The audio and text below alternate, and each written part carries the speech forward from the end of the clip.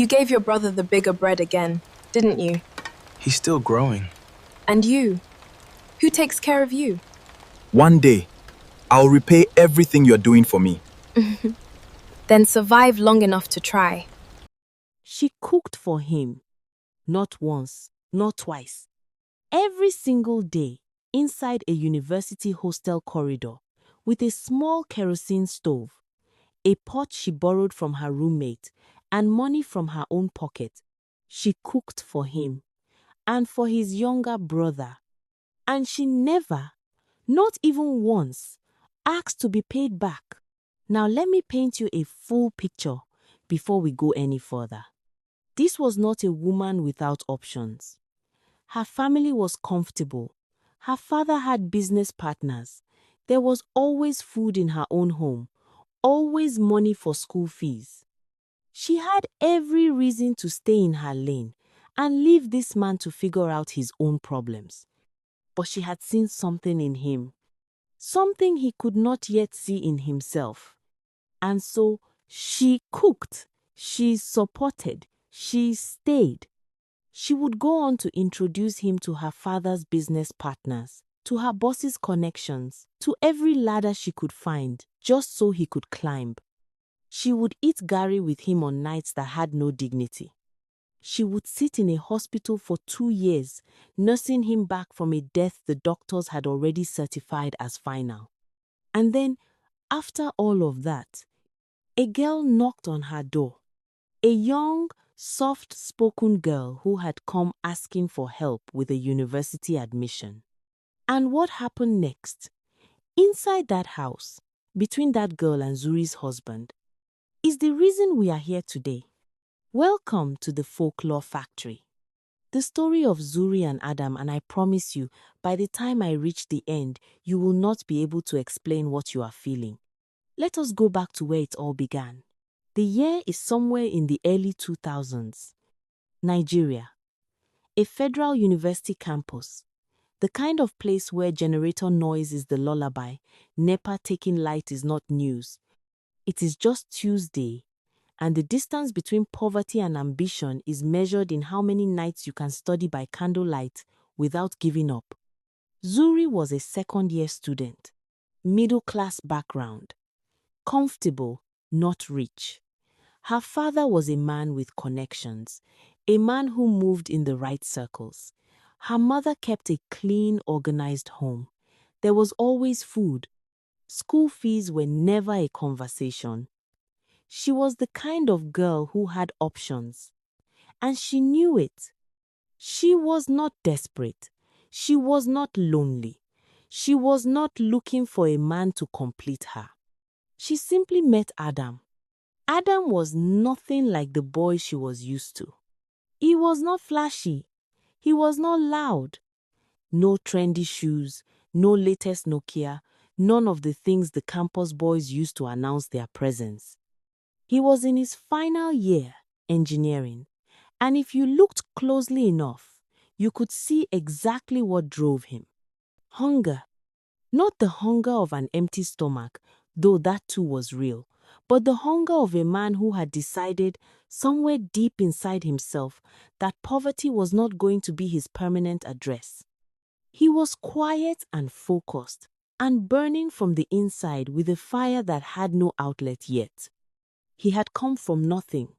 His family in the village, his mother sold firewood, his father worked a small farm. They were not evil people, they were not lazy people, they were simply people whom life had not been generous with. And feeding a university student, while also keeping a younger brother in secondary school near the same campus, it was too much for them. The younger brother, let us call him Chidi, was in JSS 3 at a federal government school not far from campus. And Adam, being the kind of firstborn who takes that responsibility seriously, had made it his personal mission to make sure Chidi did not go to bed hungry. Even when Adam himself barely had enough. The first time Zuri cooked for him, she had noticed something. She had been passing by the hostel block when she saw Adam divide a small piece of bread, one of those cheap, square sandwich breads, directly in two. He gave Chidi the larger half. He kept the smaller half for himself. And then he did not eat it. He put it in his pocket, saved it for later. Or maybe for Chidi again, when the hunger returned. He did not know she was watching. Zuri went back to her room that evening and thought about what she had seen. The next day, she showed up at his hostel with food. "I made too much," she said with a straight face. She had made extra on purpose. She had woken up early to do it. That is the kind of woman Zuri was. She started cooking for them regularly, 3 times a week, then 4, then almost every day. She would carry the pot down the hostel corridor, and the 3 of them would sit and eat together, Zuri, Adam, and little Chidi, like a small family that had not yet been given its official name. She bought Chidi a new school uniform when his old one tore at the seams. She bought Adam textbooks for his final year project when the bookshop was asking for money he did not have. She paid for Chidi's school excursion when the deadline came and there was nothing in the pocket. And she never, let me repeat this clearly, she never put any of it over Adam's head. No "remember what I did for you," no scoreboards, no announcements in front of other students. She just loved him. Quietly, consistently, without needing a receipt. People on campus talked, the way people always talk. Some said she was foolish. Why would a comfortable girl pour her resources into a man with nothing? Some said she was in love beyond reason, that she had lost her head. A few, the wiser ones, the ones who paid attention, said nothing. They just watched. Adam studied. He focused. He worked harder than anyone had a right to work given the circumstances. And when his final results came out, second-class upper, the boy had earned it. Every single point of it, earned through candlelight and sacrifice, and sheer refusal to let his circumstances become his excuse. Zuri organized a small celebration for him in her room. Nothing extravagant, a few friends, some small chops, a bottle of Fanta, a Coke. But she was more proud of him in that room than his own mother would have been if she had been there. That evening, as people began to leave, and it was just the 2 of them, Adam held her hand. He looked at her for a long time before he spoke. Then he said, "Zuri, I don't have anything to give you right now. Not a single thing that is worth what you have given me. But I am going to spend the rest of my life making sure you never lack anything. I swear it." She believed him. She should have recorded that moment on video, but we are getting ahead of ourselves. Adam left campus. He went back home to wait for his NYSC call-up letter. Zuri went back to her books. She still had a year left. They were apart now. And distance in a relationship without money and without WhatsApp. Remember, these were the early 2000s. Distance was a real test. Many men use it as an exit door. New city, new environment, new temptations. They slowly stop calling, and then one day they stop altogether, and somehow they find a way to make it the woman's fault. Not Adam. He called. He made the effort to visit when he could. He sent small things when he had small things to send. The intention was always present, even when the money was not. A year later, Zuri graduated. And still, they were together. Now, both of them had their certificates. Both of them had served their country. Both of them were back in the world with nothing but ambition and each other. And this is where most love stories would say, "and they lived happily ever after." But Zuri was not most women. Because what she decided to do next, the move she made quietly, without telling anyone her plan, is something most people would never even think of doing for another person. And it is also, though she could not have known it at the time, the same decision that would one day open the very door that changed everything. I will show you exactly what she did. But first, let me tell you about the nights they almost did not survive. After NYSC, they moved in together. One room, a neighborhood that let them manage. No cushion, no savings worth speaking of, no family wealth on Adam's side. Just two people, one shared dream, and the kind of stubborn hope that only Nigerians who have decided to make it understand. And some nights, I need you to hear this, some nights, dinner was Gary, plain Gary, soaked in cold water, a little sugar if the month had been kind. They would sit across from each other in that one room, eating Gary like it was a full meal, and they would talk about the future as if it were already arriving. As if the Abuja skyline they were dreaming of was just outside the window instead of the unpainted walls of their rented room. Nobody makes movies about this part of love. Not the wedding, not the mansion, not the moment someone stands up and says, "I made it." They always skip straight to the success. But the Gary, those are the nights that reveal who a person really is. Those are the nights that prove the love. Because it is easy to stay when everything is fine. It is another thing entirely to sit across from someone in a one-room flat, eat Gary with them, and still choose to believe in a future together. That was Zuri and Adam. Now, I told you Zuri had a plan, and here it is.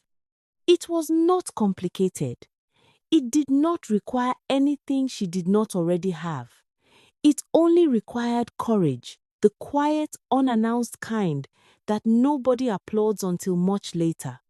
She started opening doors. Not for herself, for him. She introduced Adam to her mother first. Her mother had seen the quality of the man beneath the circumstances, and she liked him immediately. Then came her father. Now, Zuri's father was not a man who gave his respect away. He had built something from his own hands. He could read character the way some people read newspapers, quickly and accurately. When he sat down with Adam, he did not see poverty. He saw a man who knew where he was going and was not making excuses for where he was. He gave his blessing. And then Zuri went further. Her father's business partners, her father's friends, family gatherings where influential men and women talked about money and opportunity and the kind of connections that take decades to build. She brought Adam into those rooms.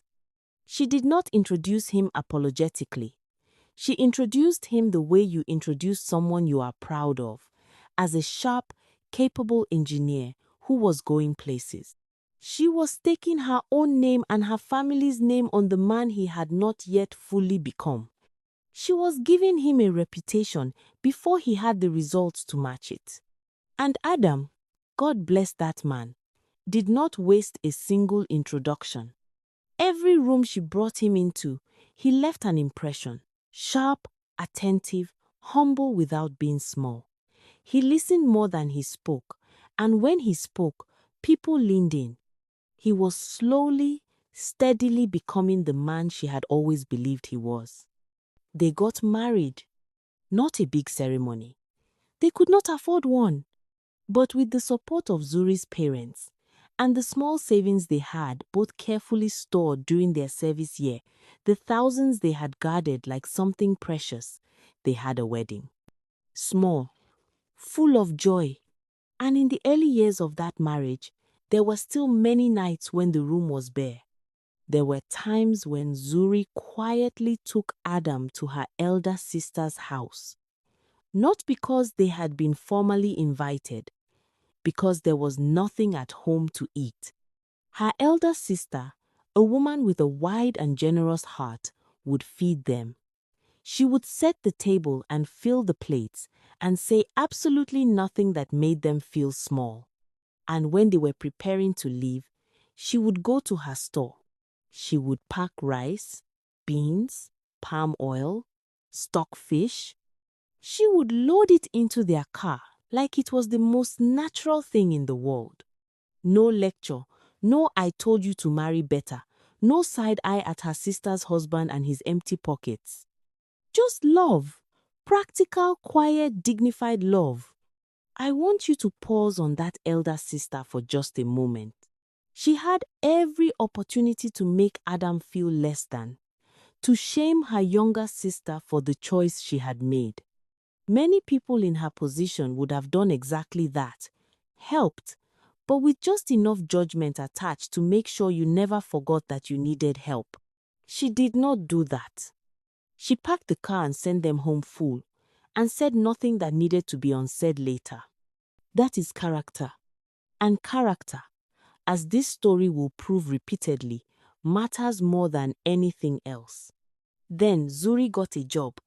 It was not a high position.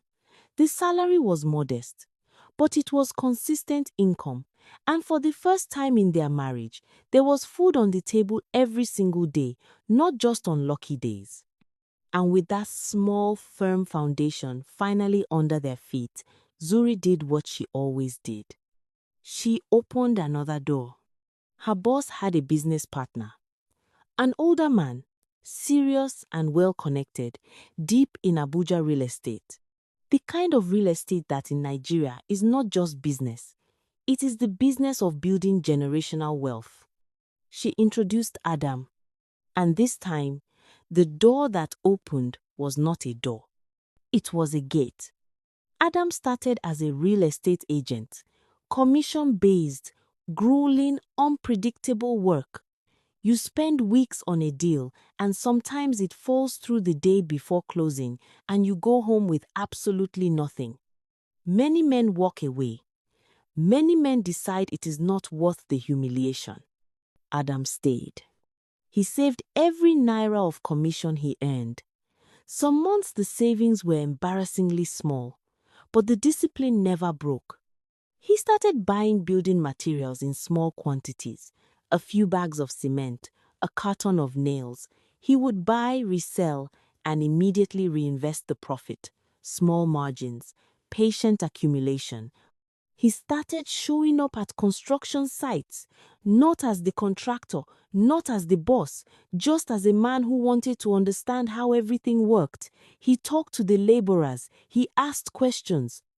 He watched the process from the foundation to the roof and stored everything he saw. Then, the contractors began to notice him. This quiet, sharp engineer who could read a building plan and a balance sheet with equal ease, who showed up early, stayed late, and never had to be told anything twice. They gave him site supervision jobs, and those jobs taught him what no classroom in Nigeria had ever managed to teach him. Then came the moment. After years of saving, after gari by candlelight, after cement bags and commission splits and food packed by a generous elder sister, after every door Zuri had opened and every room she had quietly walked him into, Adam bought a plot of land. One single plot of land in Abuja. That was where the story changed permanently. He leveraged his engineering credentials. He built a reputation in the construction space, the man you called when you needed something built properly, on time, on budget, with no shortcuts and no excuses. His network grew. That same network Zuri had patiently assembled over years. Her father's partners, her boss's connections, every room she had ever walked him into was now bearing fruits that could fill a warehouse. The money began to come. Seriously, consistently. And then, as if God himself was confirming that their suffering had been counted and their patience had been credited, he blessed them with 2 children, a boy and a girl. 2 small, perfect reasons to build something that would outlast them both. The business grew until Adam could sit down with his wife, the woman who had cooked for him on a kerosene stove, who had eaten Gary across from him and called it dinner, who had handed him every connection she had and said the words she had been waiting years to hear. You don't need to go to work anymore. I will take care of everything. For a woman who had spent her entire adult life taking care of everything herself, those words landed like rain after a drought that had gone on too long. She resigned. And for the first time since they were university students eating borrowed food, Zuri could simply be a wife, a mother, a woman who had finally fully earned the rest she had been postponing for years. But here is something I need you to hold in your mind as we move forward. Adam was a man of gratitude, genuine, deep gratitude. And gratitude in a man like Adam does not stay private. It becomes action. He had been given so much by Zuri, by God, by circumstance that bent in his favor after years of bending against him. And he believed, sincerely, completely, that it was now his turn to give. What he did next came from a good place. But even things that come from a good place can crack a foundation if you are not careful about where you put the weight. When you have been poured together and become successful together, a particular kind of peace settles over a marriage. A dangerous kind. The kind that makes you believe the worst is behind you. That God has already shown you who your people are by letting you suffer with them. That everything from here is upward. Adam believed this. And because he is a man of loyalty and gratitude, qualities that are genuinely admirable, qualities that had served him well every day of his life, he decided it was time to share what he had built. He invited Chidi, his younger brother, the same Chidi Zuri had been feeding in the hostel corridor all those years ago, the boy whose school uniform she had bought when his own mother could not, to come and live with them in Abuja. Then he invited the children of his elder brother, nieces and nephews who had grown up without opportunity, without anyone to invest in them, without a single door being opened from outside their own small world. He sponsored their school fees. He clothed them. He housed them. He put food on the table for all of them. And Zuri, still the same woman she had always been, opened her home and welcomed them in. Not all of them made it easy. Some of the children were grateful and disciplined.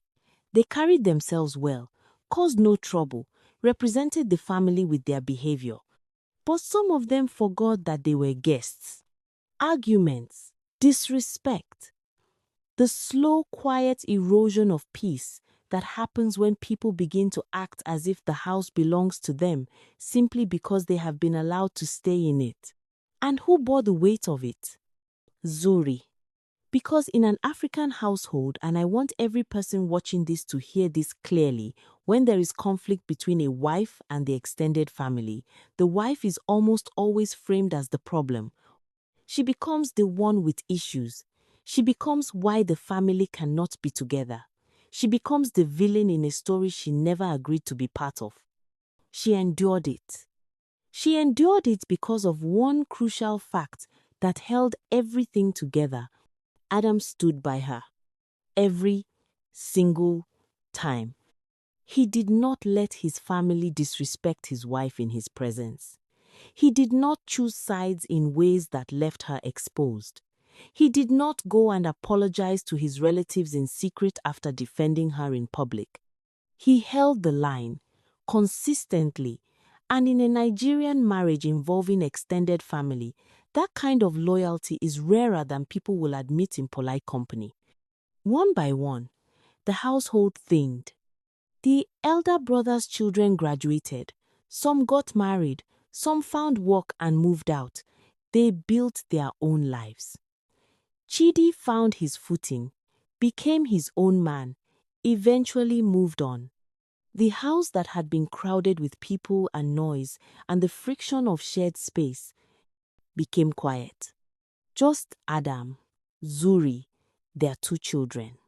Peace, real peace. the kind that has been tested and survived. And then, a business trip. Adam had done hundreds of them by now. Abuja to Lagos, Lagos to Port Harcourt, sometimes further. It was routine. He drove or flew, did his business, came home. This trip was different. There was an accident on the road. I will not linger on the details. Some things deserve to be told with restraint. What I will tell you is that when the first responders reached the scene and when the doctors in the receiving hospital had finished their examination, they declared Adam dead. Zuri received that phone call. I will not pretend I can describe what that does to a person. The world simply stops. Everything she had built with him, everything she had sacrificed for him, every night of Gary, and every door she had opened, and every hospital visit, and every argument she had absorbed for the sake of the marriage, all of it hit her at once.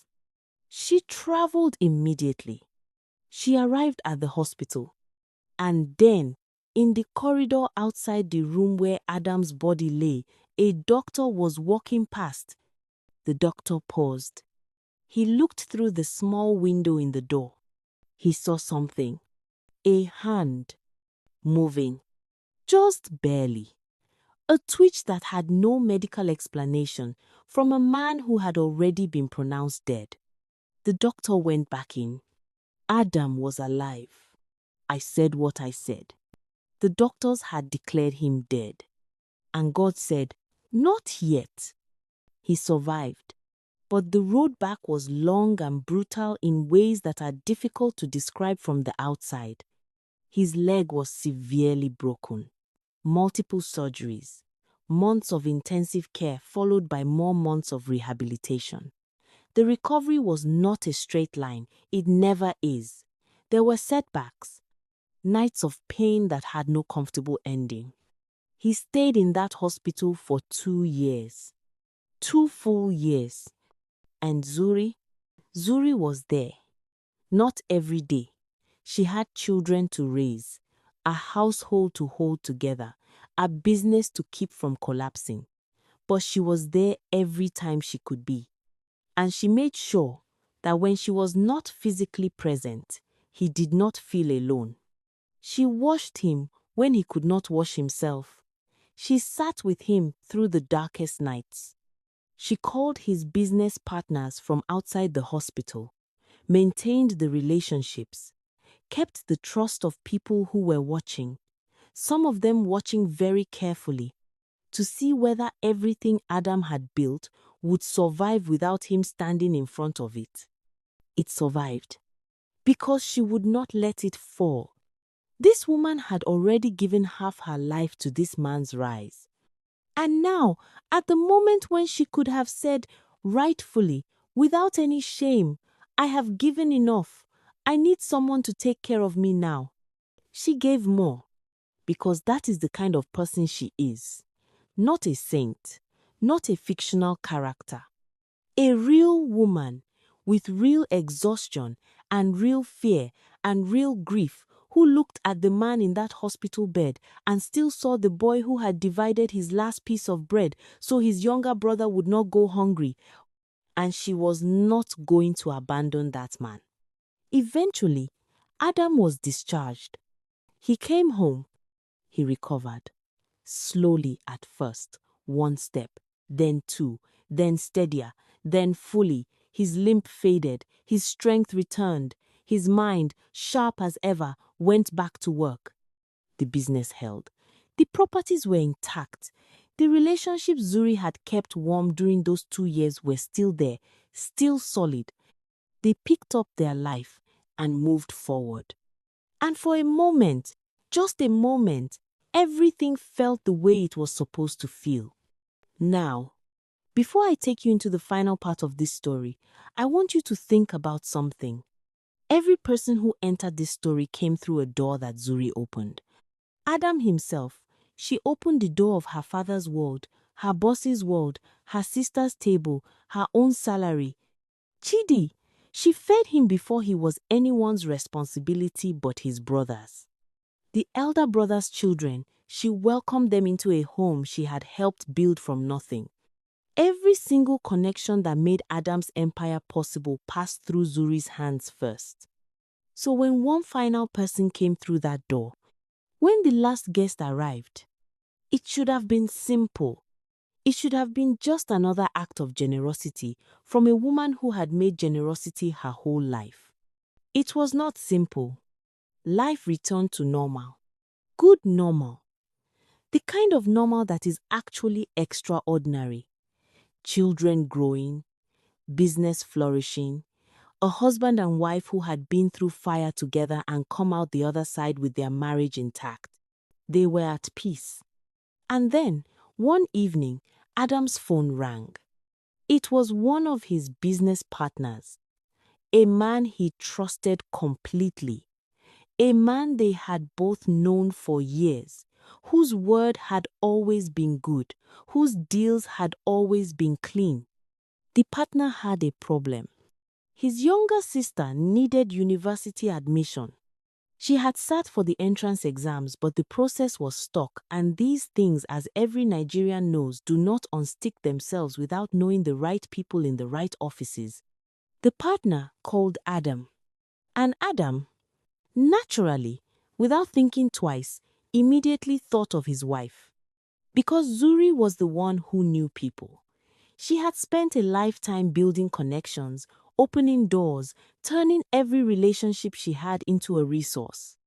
If anyone in Abuja could navigate a university admission, it was her. Adam told his partner, "Send your sister to meet my wife at home. She will know what to do." The girl came. Young, polite, soft-spoken in that particular way that is sometimes genuine warmth, and sometimes something else entirely, something that only reveals itself over time.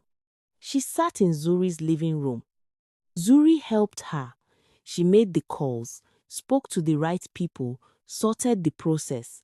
The girl's admission was secured. She thanked Zuri warmly and left. And that should have been the end of it. The girl came back to say thank you. That is normal, good manners. She came back again after that.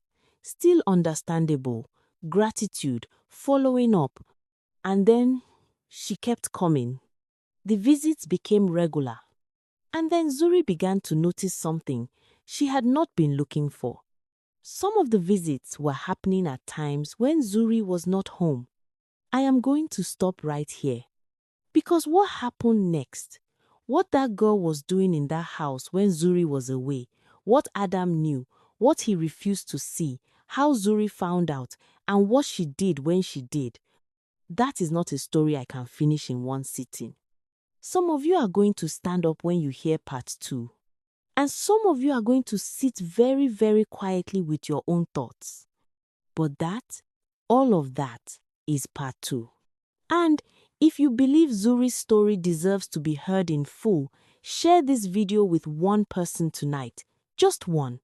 You already know who that person is, the one who needs to hear this.